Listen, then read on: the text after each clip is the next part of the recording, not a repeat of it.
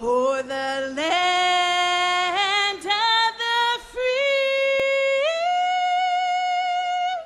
and the home of the brave.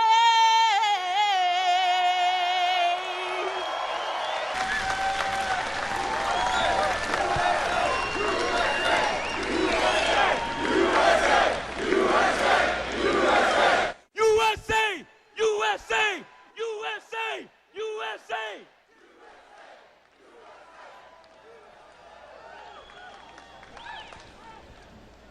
There was a time I could mention the names of William Lord Garrison or Frederick Douglass, and people would know exactly who I'm talking about.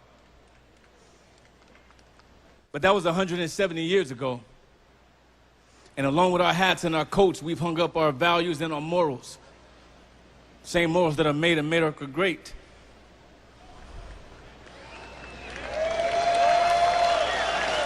I can't help but believe that maybe there's some return to that.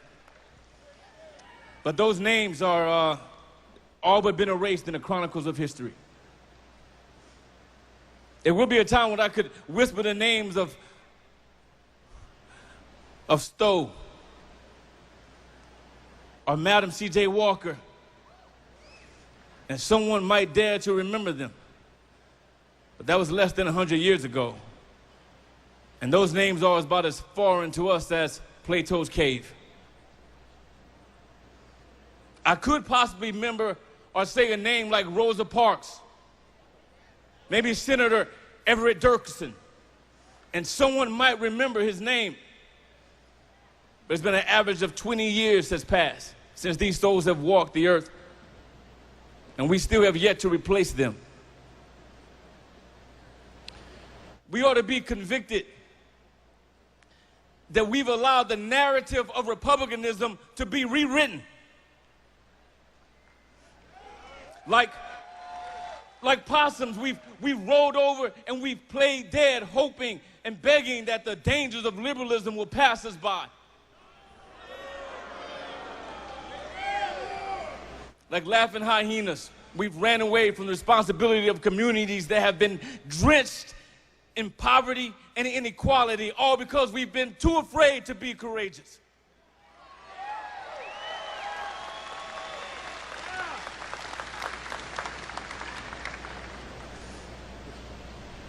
But I'm here to remind you of who we are. We are the sons and daughters of abolitionists.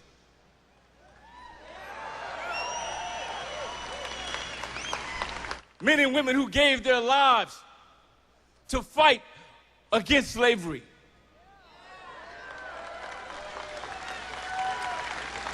But make no mistake about it, slavery has returned.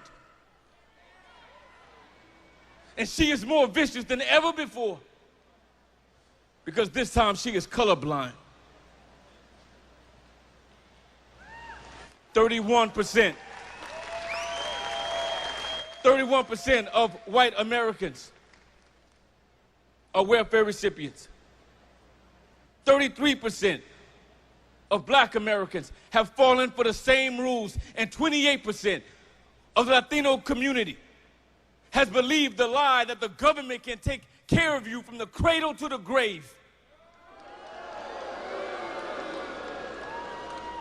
All the while losing their humanity. So when Trump talks about the lies that the Democrat Party has told and the failed policies, both in economics, education, and crime,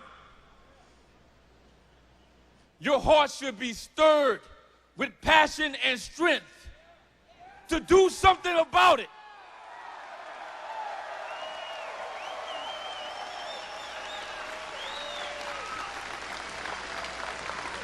We've pranced around in our arrogance. We have pranced around in our arrogance, believing that just maybe something will happen without us doing anything. Just not the case. With the growing population of Hispanics, and the decline of the black populace. Jim Crow laws, like the Clintons' war on drugs, has incarcerated millions of black men.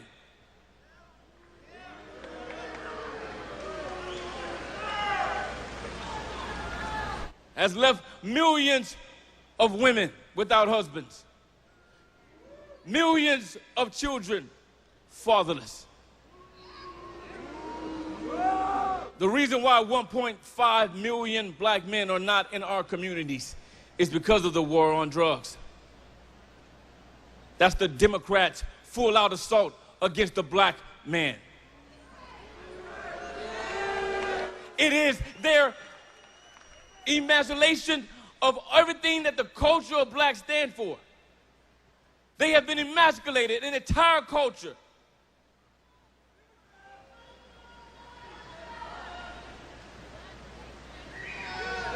What will we do about it?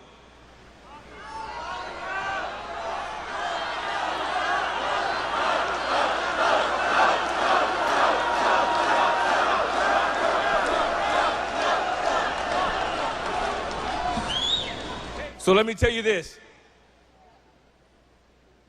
If you come to this rally thinking that it's a revival, this is not a revival. This is a place where you get armed up to fight. So when Trump starts talking about going into the inner city communities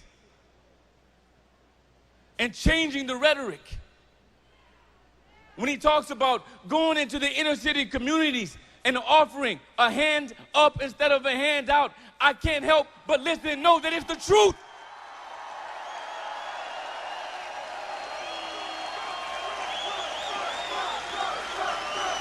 So then we must engage.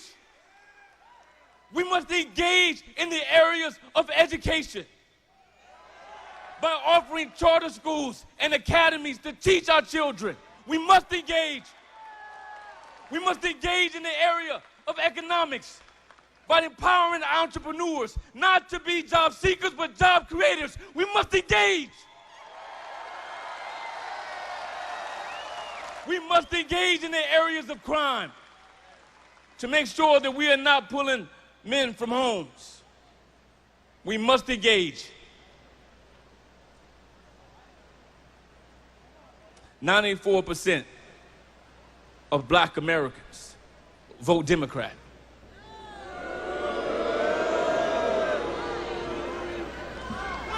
And have so for half a century and to no avail. If you believe that they are sleeping, you are sadly mistaken.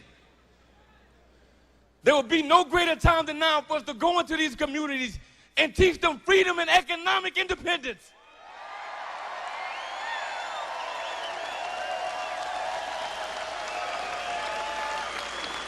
So now you stand at the precipice of change, and times like these are monumental.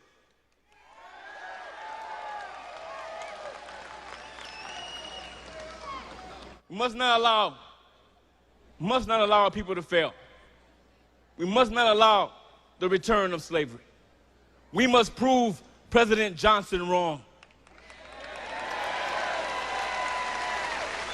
He thought that the black community would sell their birthright for a bowl of soup. For 200 years, he was sadly mistaken.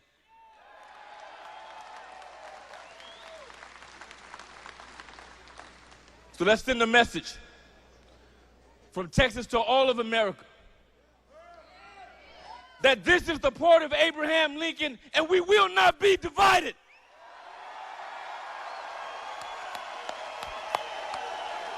Trump, Trump, Trump, Trump, Trump, Trump, Trump.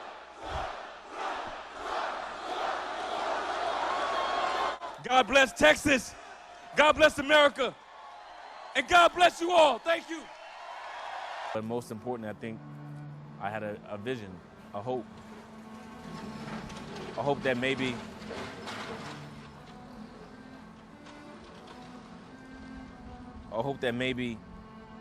all the utopian ideas of community coming together to be the safety net for every individual was a lot safer, a lot stronger than us depending on a mechanism that we created that somehow has swept around to where it now has become our authority.